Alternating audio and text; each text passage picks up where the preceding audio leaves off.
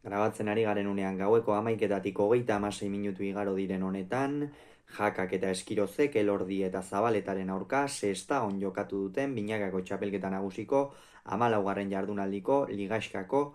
lehen norgehiagokaren analisia egingo dugu. Elordi eta Zabaleta ziren favorito eta ez dute usik egin 22 eta 21 irabazi ostean. Gogoratuko dugu aurreko jardunaldian, batetik Jakak eta Imazek garaipen oso garrantzitsua eskuratu zutela Altuna eta Arangurenen aurka seguran 22 eta 19ko emaitzarekin. Elordik eta Zabaletak berriz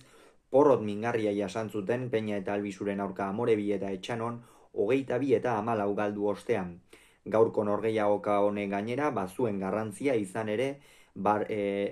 laugarren sailkatuta egon nahi bazuten Aitor Elordik eta Jose Javier Zabaletak 13 tanto egin beharra zeuzkaten. Jakak eta Eskirozek irabazita bakarrik zuten sartzeko aukera eta gainera 13 tanto baina gutxiagoan utzi behar zituzten Elordi eta Zabaleta eta ez ziren noski kopla errazak. Hasieran Jaka eta Eskiroz nagusi hasi dira. Josu Eskirozek sekulako partida atera du lehengoan, Tafaian ez genuen ikusterik izan Artolarekin Peio Etxeberria eta Martijaren aurka jokatu zuen partida hura, baina esan zutenaren arabera behintzat, Josu Eskiroz partidako laukoteko onena izan zen eta gaurkoan berriz ere enpresak aukera eman dio Makirriain Ezkabartekoari eta bikain baliatu du kasu honetan sestaoko Laxean azpilotalekuan. Hasieran,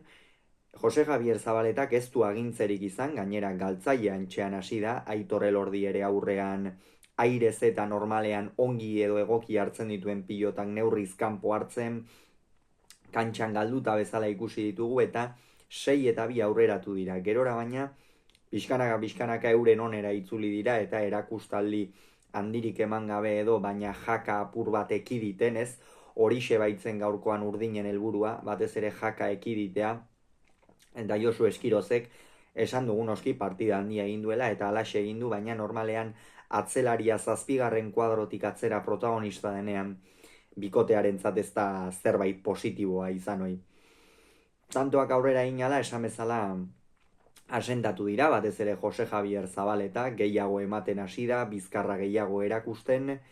baina Jakak eta Eskirozek ere ez dute amore eman, 11 eta 8 ipini dira aurretik, Elordi eta Zabaleta orduan Jakaia da apur bat jokoan sartua zen, baina oso deseroso sartzen zen eta hori lortu dute lehen zatian, baina gero batean erremateakin asmatzen hasi da Jose Javier Zabaletari ere une batean kosta zaio pilotak entzea, beste krisialdi bat izan dute eta hor Jakak asmatu du eta ondorioz 12 eta 11 iritsi dira aurretik oraindik ere, laugarren sailkatzeko aukera matematikoak hortzen zeuzkaten Jakak eta Imazek, Jaka Imaz bikote titularrak, baina asko oraindik ere partida asko geratzen zen eta 13. tantoa eurek egin badute ere, gero 13. segituan berdindu diete eta hortikan gainera olatua txampa nabarmen xamarra hartu dute Elordik eta Zabaletak 19 eta 14 aurreratu dira hain zuzen ere, hemen jada askoz lasaiago jokatu dute, Jose Javier libreago ikusi dugu, Eskiroz pixkanaka nekeak ere erasan diola esan daiteke, Elordi aurrean ez asko asmatzen, baina bai askoz ere lasaiago eta tentu handiagoarekin jokatzen ikusi dugu, baina gero, susto handia eman diete, Eskirozek partida amaiera oso ona jokatu du, errebotean pilota bat sartu, gero gainera asko behartu ditu aurkariak zenbait pilotakadetan, Jakak ere errematean asmatu du, jada ez zegoen ezer jokoan, baina noski pilotariak irabazi nahi izaten du behin zuriz jantzita, eta 20 eta 19 ere aurreratu dira, gero 21 eta 20 Jaka eta Imaz, Jaka eta Eskiroz